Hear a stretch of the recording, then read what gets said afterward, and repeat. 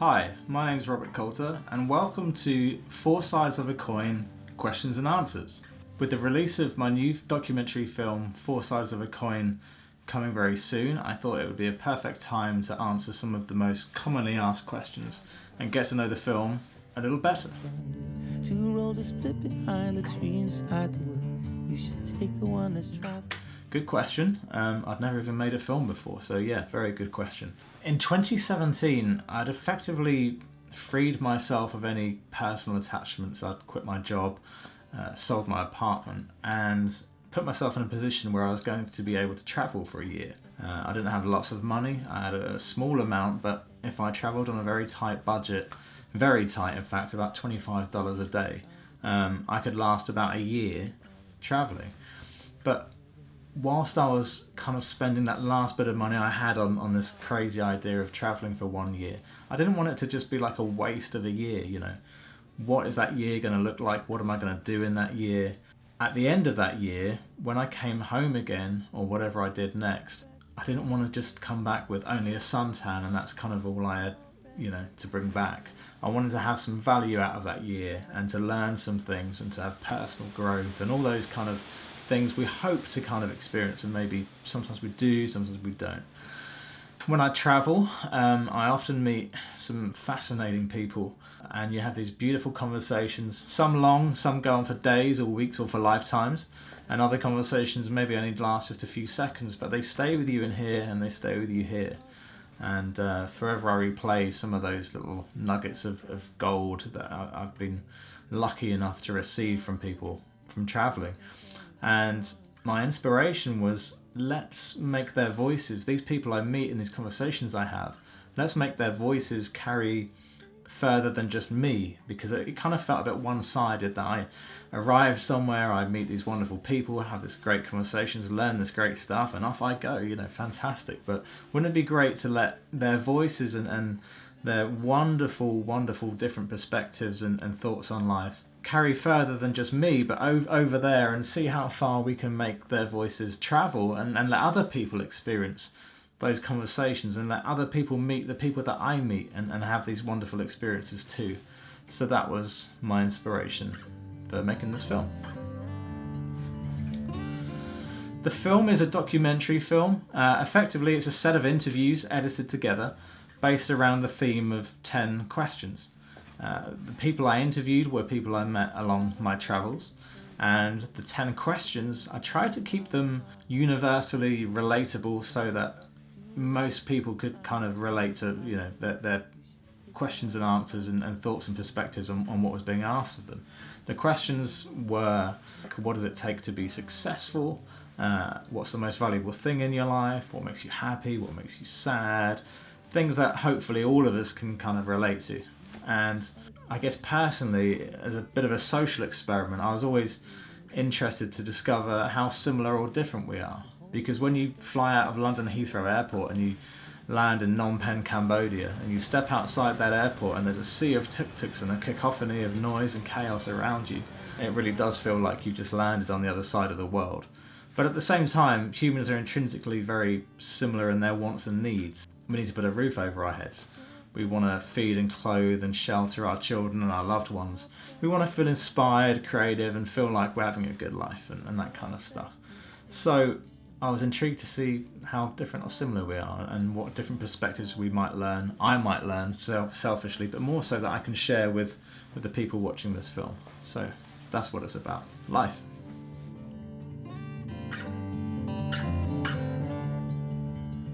Star Wars, James Bond, Indiana Jones, a lot of like the classics really, I guess. Werner Herzog is probably my favourite documentary filmmaker. He has an incredible way of making the ordinary very poignant, although really it's probably not very ordinary, but there'll be moments in his documentary films I noticed that he'll be explaining something or sharing something, you know, a piece of information in his film, with a bit of footage rolling in the background to help illustrate the story. And when he's finished speaking, you would imagine it would go on to the next scene. But he doesn't, and a lot of the times he'll leave a quite uncomfortable 20 to 30 second silence where you kind of sit there and go, okay. And at first you wonder why that space is there, and I don't know if it's by accident or by design, but I think that space is left there intentionally so that we have the space to really let his words sink in and to reflect on what he's just said and to really understand what he's trying to share with us, deeper and better. And I find that very incredible. So Werner Herzog makes amazing documentaries. Grizzly Man I also recommend very much. The journey of 1,000 miles begins with a single step. So many things. When we live our normal day-to-day life at home, you have to work, you have to provide for yourself and make sure you're looked after, and on the weekends you want to see friends and family, and you can probably kind of get an idea of what's going to happen. No major surprises are going to happen that day. But when you're traveling and you go to some of these wilder places, whether it's Cambodia, India, Japan, Bali, or wherever it might be, quite often you see some unusual and exciting and wild things every 5 minutes. And at the end of the day, you have to try and process these things you've just seen throughout the day and kind of wonder if it was real or true or not. So many things. One quick example, walking around Phnom Penh in Cambodia, the tuk-tuk drivers, in between their fares, they have a bit of free time, they might string a hammock in the back seat of their tuk-tuk and just have a nap for a few hours, or they might get a full-size PA system out, put these massive kind of like meter-high PA speakers on the pavement, and they have all this LED lighting, this flashing lighting they rig up in the back of their tuk-tuk, and they'll sit there with their microphone watching YouTube videos with like the little dots going on the words, just sing, and they're singing like karaoke so loud that the speakers are shaking and the windows are rattling, and you walk past it and just go wow. So yeah, things like that, and you see that every few minutes, something crazy like that. To make your path winding to the most amazing view. The most important thing would be to just go and do it, because otherwise you'll never make it. So if you want to make a film, go and make a film. There's always a way. Don't let people tell you can't. Don't feel like you can't. I'd never made a film before in my life, and I have massive imposter syndrome, I guess, in that sense that for me, I could watch this film back and go, oh gosh, there's this bit or that bit, or what did I do there? Hopefully for the viewer, however, they'll watch and just think, wow, that's a cool film, whatever. So you're never gonna feel like it's perfect, but then maybe it's best in life that we don't strive for perfection, but good enough.